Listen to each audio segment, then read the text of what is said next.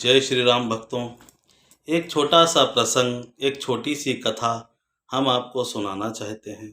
आप सुनिए और इससे कुछ प्रेरणा लीजिए और भक्ति भाव से आगे बढ़िए, भक्ति भाव की तरफ बढ़िए।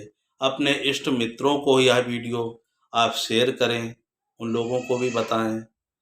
एक छोटी सी कथा भगवान शिव की है, जिन्होंने सत्य की खोज की और सत्य की खोज में बड़े बड़े ऋषि मुनियों ने बहुत अपना शरीर बलिदान कर दिया, फिर भी सत्य की खोज पूरी नहीं हुई।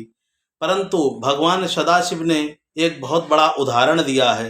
वो उदाहरण क्या है, हम आपको बताते हैं कि हाँ, तो जीवन में जब तक मानव जीवित रहता है तब तक उसे क्या कहा जाता है, अरे काम धंधा करो, काम करके लाओ, पैसा कमा के लाओ, ये करके दो, हवेली बनवा के दो, घर बनवाओ, ऑफिस बनवाओ, इसको कराओ, गाड़ी घोड़े, ये सब कुछ उसके जीवन में लगा रहता। गृह कारज नाना जंजाला, तो नाना जंजाल में वो फंसा रहता है। परंतु इस जगत की विडंबना तो आप देखिए कि जैसे ही उसकी मृत्यु होगी है और जैसे ही उसकी मृत्यु हो जाए तब उससे कोई नहीं कहता है कि आपको क्या करना है। तब यही पूछा जाता है कि भैया मिट्टी में कितना टाइम है, बताइए।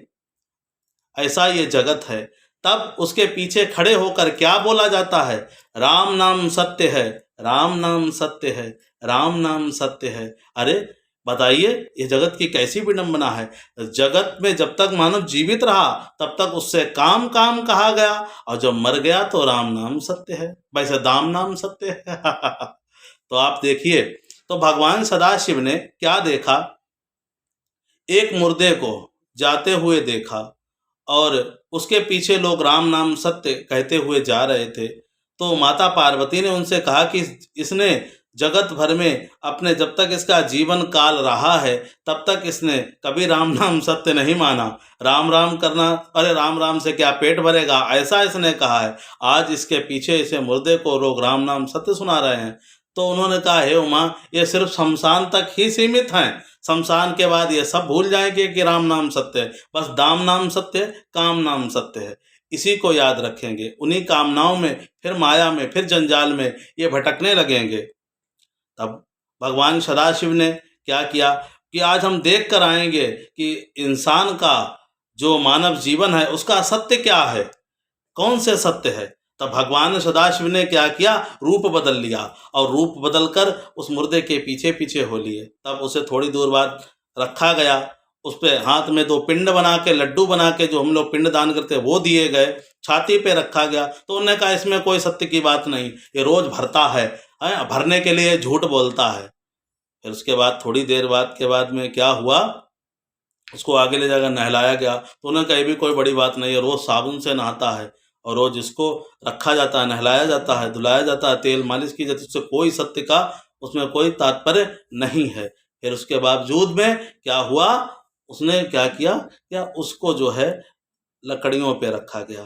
लकड़ियों पे रखने के बाद चारों तरफ से लकड़ियां बंद कर दी गई हैं और उसको आग लगा दी गई है, बांस से उसकी कपाल क्रिया कर दी गई है। फिर राम नाम सत्य बोलना सबका बंद हो गया अमरगढ़ में प्रवेश करने के बाद में, और काम शुरू हो गया कि उसको ये करा, वो करा, जलाया। और जलाने के बाद जब सब एक एक लकड़ी डालकर दूर से राम राम भैया हमें ना सताना आके, और जब चले गए, जब चले जाने के बाद में भगवान सदाशिव नहीं गए, उन्होंने देखा और देखने के बाद जब वो जल गया, राख हो गया है, तो राख को भगवान सदाशिव ने देखा और देखकर उस राख से यही सुर्खती और यही समझाया मानव को कि यही सत्य है मानव जीवन का, यही सत्य है कि मानव को एक दिन राख ही हो जाना है। और फिर उससे श्रृंगार किया और बोल दिया कि यही राम नाम सत्य है और इसी को, सत्य को स्वीकार सभी को करना है। और ये ऐसी दिनचर्या है, ये ऐसा एक ग्रह चक्र है, एक ऐसा एक सिस्टम है कि जहाँ भी आप दिन रात हवेलियाँ, मकान, सब कुछ बनाइए, लेकिन सत्य यही है कि आप एक राख का ढेर हैं।